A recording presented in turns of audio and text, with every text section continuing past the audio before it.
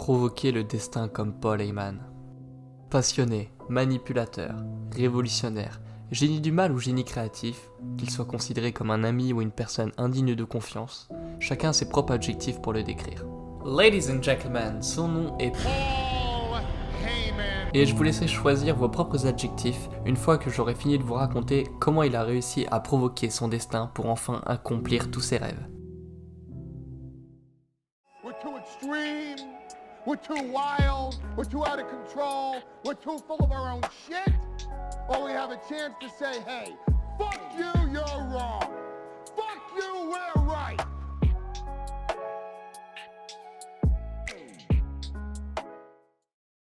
Cette histoire va commencer avec un coup de foudre.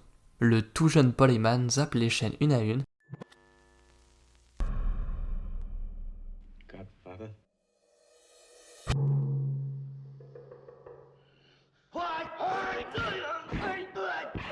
Je pète ma bière, ma lubulule.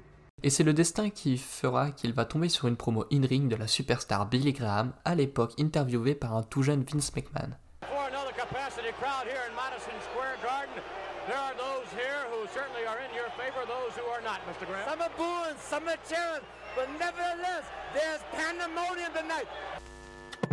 D'ailleurs, petite parenthèse, visiblement c'est plus vraiment l'amour fou entre Billy Graham et celui qui était l'intervieweur, qui est donc devenu maintenant le chairman, Vince McMahon. Je vous laisse lire ces charmantes petites déclarations qu'il a fait il n'y a pas si longtemps que ça.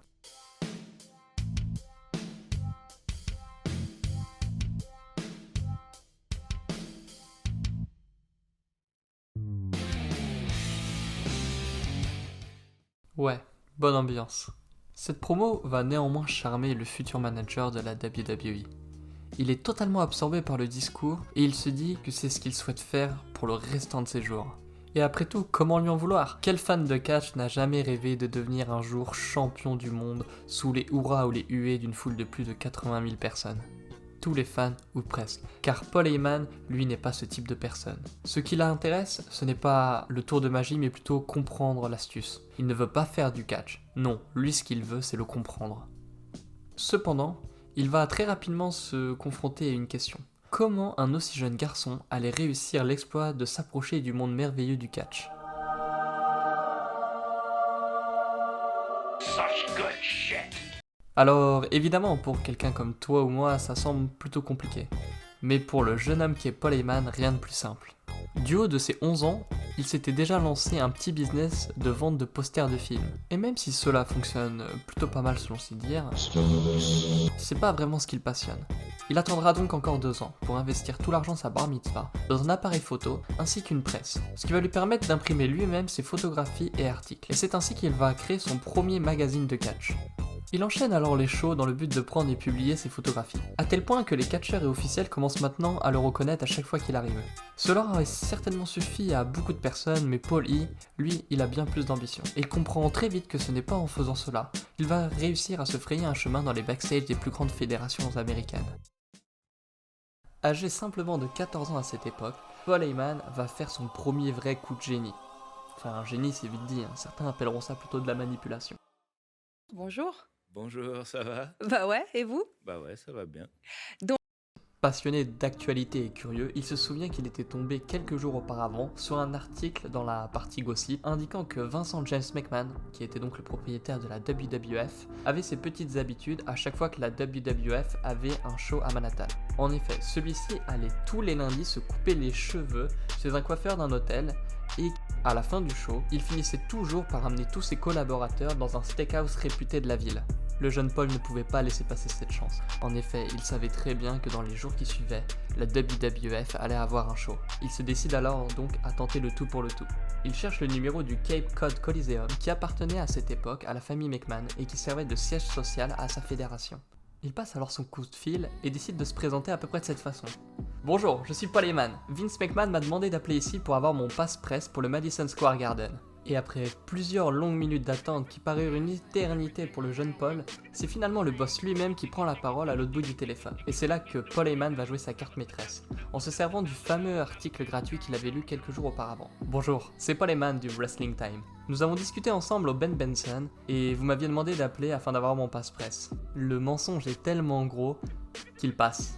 Qui oserait mentir de façon aussi grossière? Vincent lui donne alors une adresse afin de lui permettre de récupérer son pass, lui donnant ainsi accès au show au Madison Square Garden.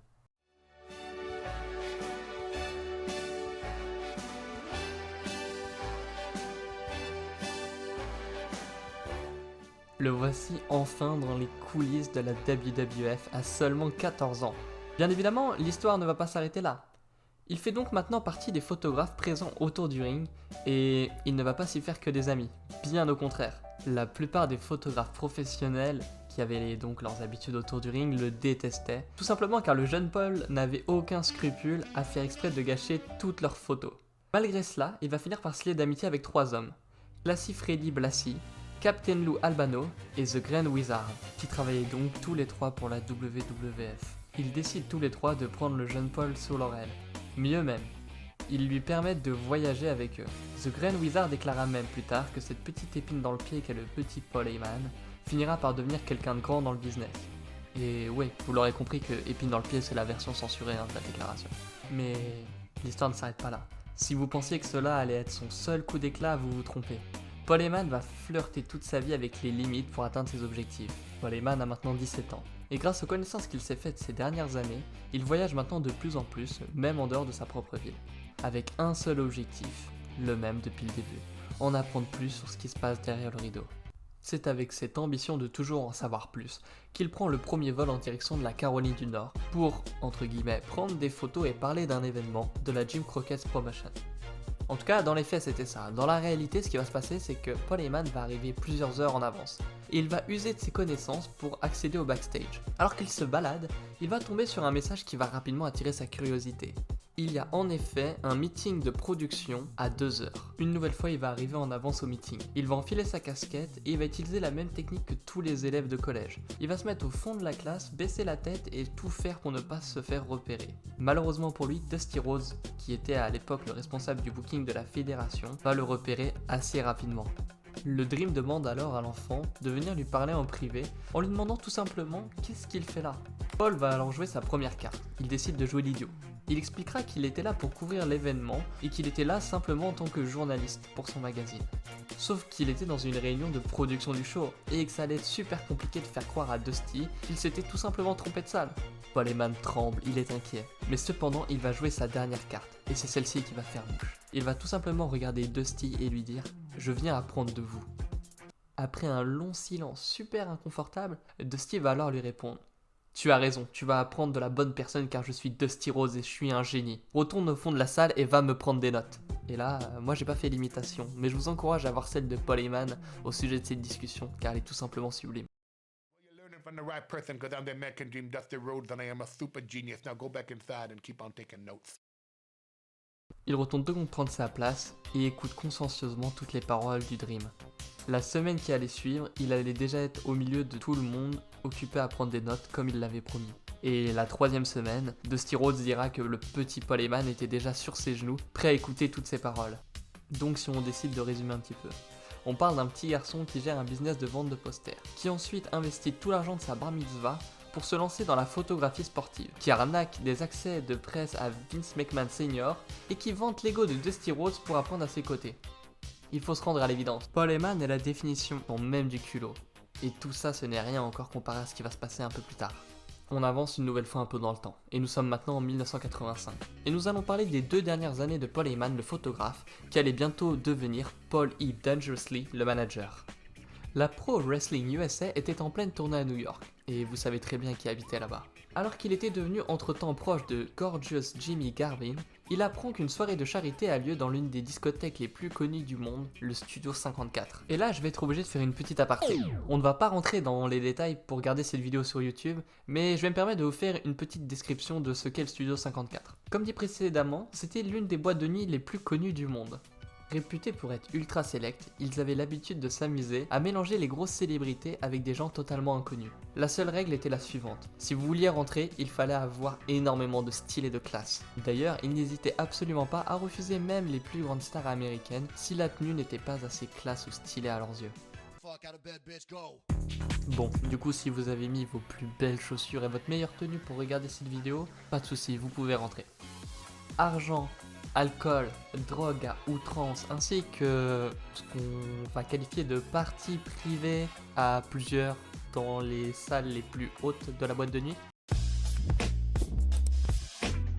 Vous l'avez compris, il se passe énormément de choses au Studio 54 à cette époque.